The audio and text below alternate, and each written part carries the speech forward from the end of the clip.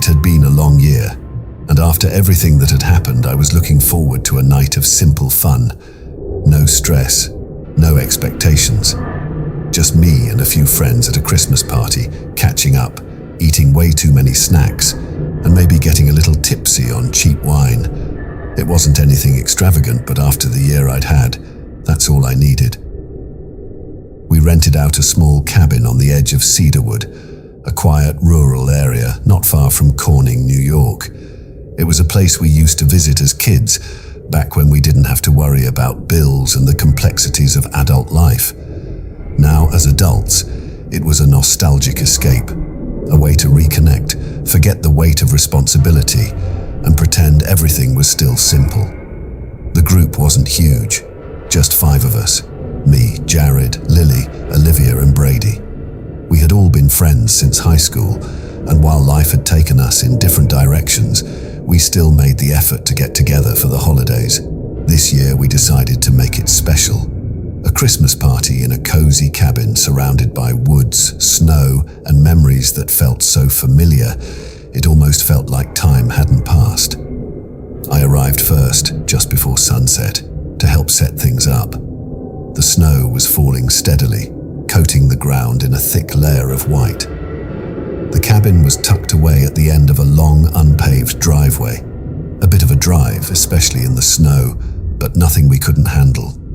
When I pulled up, I noticed the place was eerily quiet, the way it always seemed to be at night in the country.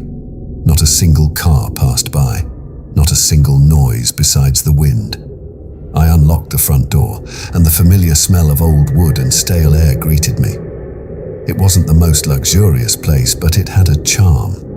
We'd spent hours up here as kids, exploring the woods, playing pranks on each other, and pretending the place was haunted just to make the nights feel more thrilling.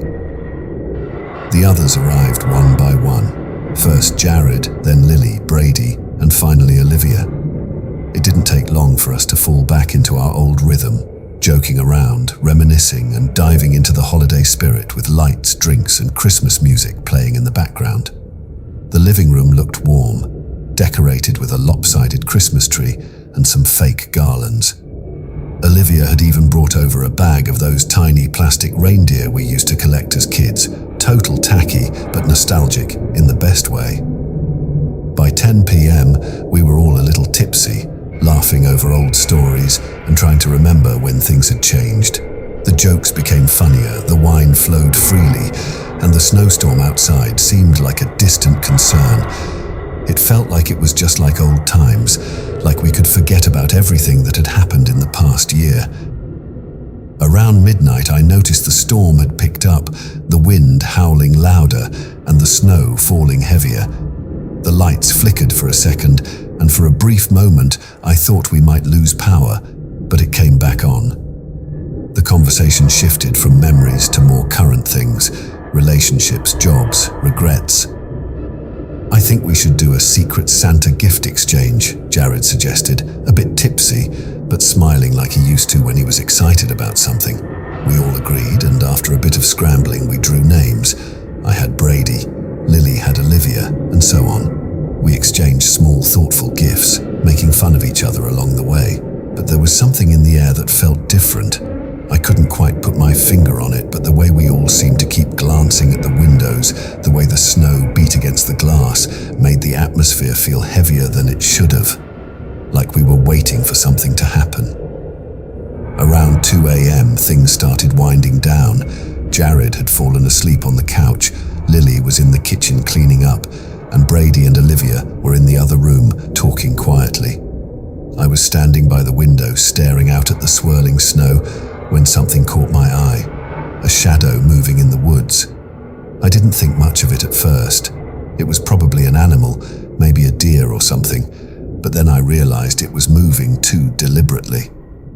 I shrugged it off, figuring I was just seeing things, maybe from too much wine. But when I turned back around, I noticed Lily was staring at me from the kitchen doorway, a puzzled look on her face.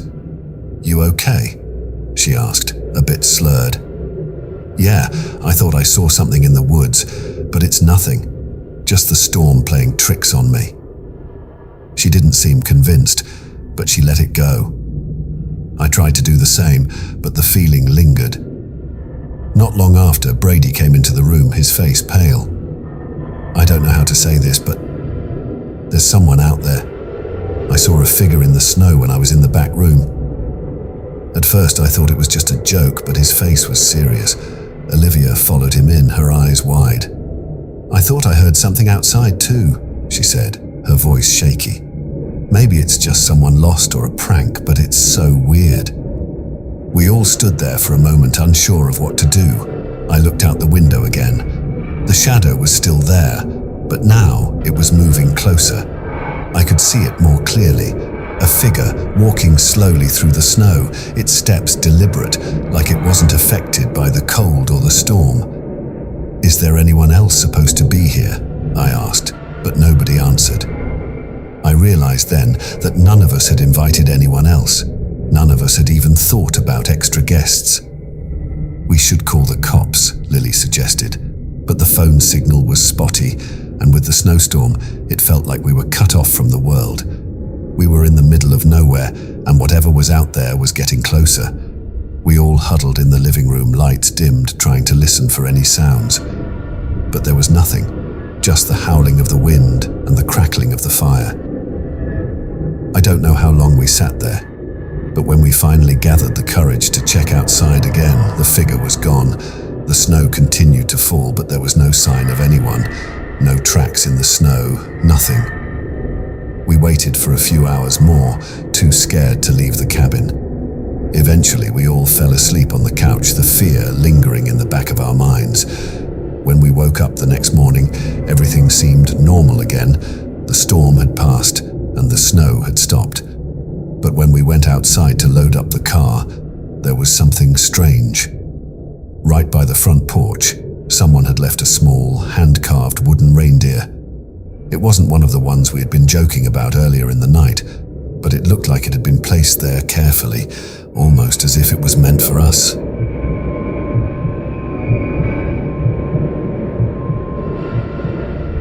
It was Christmas Eve, and I was working my usual late-night shift at the small gas station on the outskirts of Forestville, a town tucked away in the middle of nowhere. It wasn't the kind of place where Christmas magic seemed to happen. The only lights were from the flickering neon signs, and the only festive touch was a dusty wreath hanging crookedly on the door. But it paid the bills, and that was enough for me. I wasn't expecting much for Christmas this year. After the breakup, I didn't have any family nearby, and my friends were all busy with their own lives. So I spent my holiday doing what I always did, working, alone, watching the minutes crawl by. The station was quiet, too quiet for Christmas Eve usually. I'd expected the usual parade of last-minute shoppers or families on their way to relatives' houses, but there was nothing. The cold air pressed against the windows, and I could hear the hum of the heater, the only sound besides the occasional car passing by. It was the kind of night where time felt suspended, like the world outside had gone to sleep, while the rest of us just waited for it to wake up again. Around 11:45 p.m., I saw headlights in the distance, the first car of the night. I looked out the window expecting it to be some tired traveler or maybe a couple of kids looking for somewhere to stretch their legs. But as the car pulled closer, something felt wrong. It wasn't the kind of vehicle that would normally be out here at this hour. It was an old, beat-up station wagon, the kind that had seen better days. But it wasn't the car that caught my attention. It was the way it moved, slow, deliberate. Like it wasn't quite sure where it was going, but didn't want to stop. The car pulled up to the pump, and the driver didn't get out. I waited for a moment, expecting them to come inside and ask for gas or snacks, but there was no movement, just the sound of the engine idling, the headlights casting long shadows on the pavement. I sighed and grabbed my jacket. "Hey, you need something?" I called out, stepping out from behind the counter. The driver's side window rolled down slowly. A man, maybe in his late 40s, looked back at me. His face was pale, gaunt, like he hadn't seen the sun in weeks. He wore an old, threadbare jacket, the collar turned up against the cold. His eyes were wide, almost unblinking, and his hands rested on the steering wheel, gripping it too tightly. "Just gas," he said, his voice low, almost a whisper. "Full tank." I didn't know what it was, but something about his voice sent a shiver up my spine. It wasn't the way he spoke. It was the lack of any warmth behind it. Like he was going through the motions but wasn't really there. I nodded, trying to shake off the unease creeping up my neck. I started filling his tank, watching him in the reflection of the glass as I worked. His eyes never left me, never blinked, just stared straight ahead. There was something unsettling about the silence between us, the way the air seemed thicker when he was near. "You know," I said, trying to break the tension, "it's kind of quiet out tonight. Hard to believe it's Christmas Eve." The man didn't respond at first, just kept staring, but then he turned his head slowly toward me, and for the first time, he smiled. It wasn't a friendly smile. It was thin, like he didn't quite understand why he was doing it, but felt like it was what he should do. "Christmas?" he repeated, his voice barely audible. "I don't think I remember the last one." His words hung in the air, and I felt a cold shiver run down my back. I tried to brush it off, focusing on finishing the job. But when I finished filling the tank, I expected him to thank me or at least nod.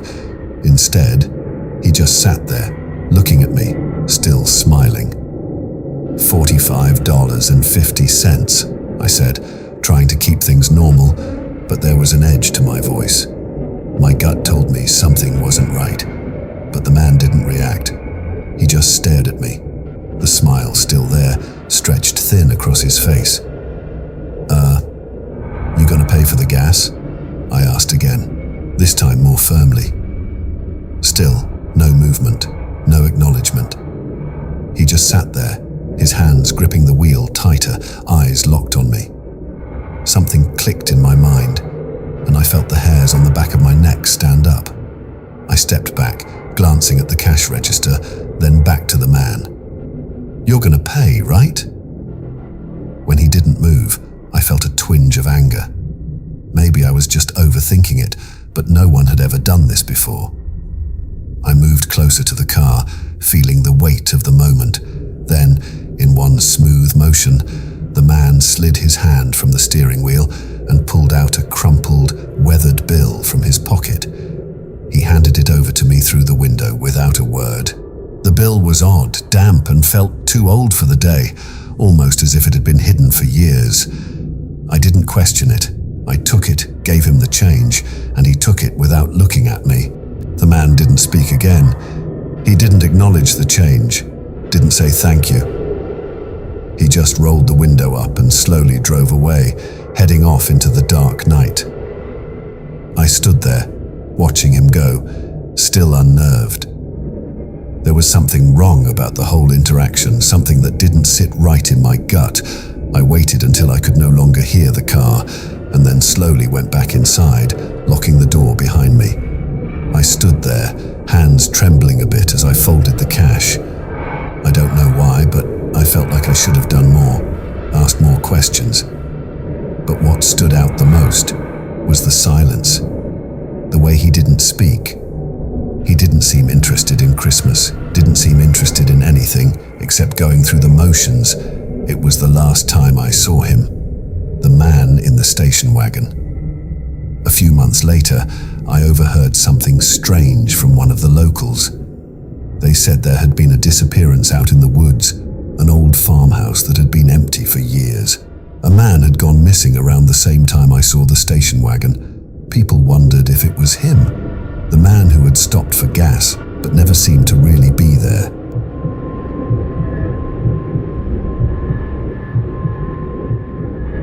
It was Christmas Eve, and I was doing what I always did, working late at the small convenience store in Hawkinsville, a quiet town nestled in the Finger Lakes region of New York. The snow had started to fall around 4 p.m., and by the time I got to my shift, it had settled into a thick blanket that covered everything outside. Everything looked peaceful, almost serene. But the store was a different story. There were only a handful of customers in and out. Most people were already at home, cozy by their fireplaces, spending time with family or preparing for the big day tomorrow. But not me. I didn't mind though. The job kept my mind busy, and I could always use the extra hours to make up for rent. As the evening dragged on, I began to notice how quiet it was outside. The wind was howling a bit, but no one was driving by anymore. I glanced out the window a few times, checking the street, but all I could see was the endless white stretching out beyond the parking lot. The world felt frozen in place. Around 9:30, I took a break, sitting behind the counter and scrolling through my phone. The only thing that really caught my attention was a strange message from my neighbor, Mrs. Cassidy. She lived next door to me, a quiet, older woman who I'd rarely spoken to outside of the usual pleasantries. I knew she had no family nearby, and most of the time she kept to herself. The message simply read, "Could you come by? It's important. Please." It was odd. I'd never had a real conversation with her, and honestly, I wasn't sure what she meant by important. Still, something in the way she'd worded it made me feel uneasy. It was almost like she was asking for help, but in a way that suggested something was off. I debated for a while. It was Christmas Eve, and I didn't want to get too involved, but I also felt a weird sense of obligation. I texted back, "I'll stop by when my shift ends around midnight. Is everything okay?" She didn't respond. I figured I'd just go over there quickly, check in, and see if everything was fine. At midnight, I locked up the store and grabbed my jacket, feeling the cold air rush at me the second I stepped outside. I walked down the snow-covered sidewalk to her house. It wasn't far, only a few houses down, but in the thick snow, it felt like a small eternity. Mrs. Cassidy's house was dark, save for a dim light flickering in the front window. I knocked on the door, feeling the cold bite through my gloves. A few seconds passed, then a faint voice from inside, "Come in." It was raspy, almost frail. I could hear the shakiness in her tone. I opened the door slowly, stepping inside. The living room was dimly lit by a single lamp. Mrs. Cassidy was sitting in her usual armchair by the fireplace, which was burning low, casting dancing shadows on the walls. She looked different somehow, pale, almost sickly, and her eyes were too wide, too alert. "Are you all right, Mrs. Cassidy?" I asked, taking a cautious step forward. She nodded but didn't speak for a moment. Then her voice cracked. I need to show you something." My stomach tightened. I wasn't sure what was going on, but I wasn't sure I wanted to find out. She motioned for me to come closer, and despite the unease creeping up my spine, I did. She reached under the armrest of her chair and pulled out an old, faded photograph. It was a black and white photo of a family, probably from decades ago. The photo was worn, the edges curling and fraying. I took the photo from her hand, studying it. There was nothing particularly odd about it at first glance. Just a woman, a man, and two children standing outside what looked like an old farmhouse, a Christmas tree beside them, but something felt off. I looked at the photo for a while, trying to put my finger on it. That's when I noticed it. In the background, just behind the family, there was a shadow standing in the doorway of the house. It wasn't another person. It wasn't even something that looked human. It was dark, indistinct, and it seemed to loom over the family, as if it were watching them. I looked up at Mrs. Cassidy, but she wasn't looking at me. She was staring at the photo with a strange intensity. "Do you see it?" she asked, her voice shaking. "Do you see the shadow?" I nodded slowly, even though I wasn't sure what she was referring to. "That's my family," she whispered. "That's the last picture I ever took with them." Her voice broke, and for a moment I thought she was going to cry. But then she looked at me with a strange, empty gaze. "They're gone now, all of them." "Gone?" I asked. "What happened to them?" Her eyes darted to the window as if she were checking to see if anyone was watching.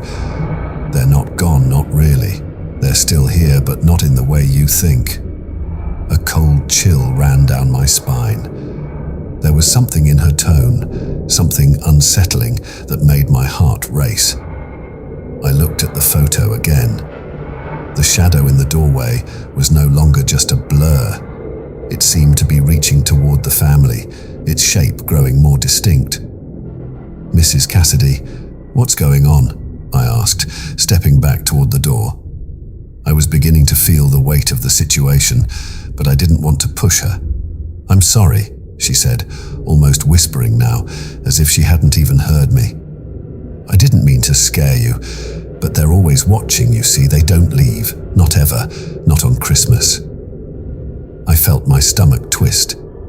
"What do you mean? Who?" She pointed at the photo again, but this time her finger trembled as she traced the outline of the shadow. "It's them. It's my family. They never left. Every Christmas they come back. They don't want me to be alone." I glanced out the window again, the snow falling in heavy sheets. The world outside seemed eerily quiet, as if it too was waiting for something. "You've been alone for a long time, haven't you?" I asked, feeling pity for her. Her expression softened, but she didn't answer. I stood there for a moment, the air between us thick with something I couldn't quite put my finger on. I should have said something else, comforted her, told her to take care of herself. But the longer I stood in her living room, the more I felt like I wasn't supposed to be there, like I had intruded into something I didn't fully understand.